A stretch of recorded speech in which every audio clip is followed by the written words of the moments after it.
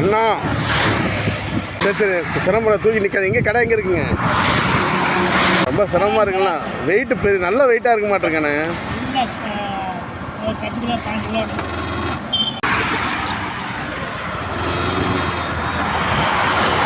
சாப்பிட்டீங்களாண்ணா? சாப்பிட்டீங்களாண்ணா? ஏதோ சாப்பிட்றீங்களா? சாப்பாடு வாங்கிட்டுட்டா பரவாயில்லையா? எவ்வளோண்ணா? 20 ரூபா கொடுத்தா போதுமா? சாப்பாடெல்லாம் இது வேணாமா? காசில் சாப்பாடு வேணாம், காசு 20 ரூபா கொடுத்தா போதும். டீக்கு மட்டும்.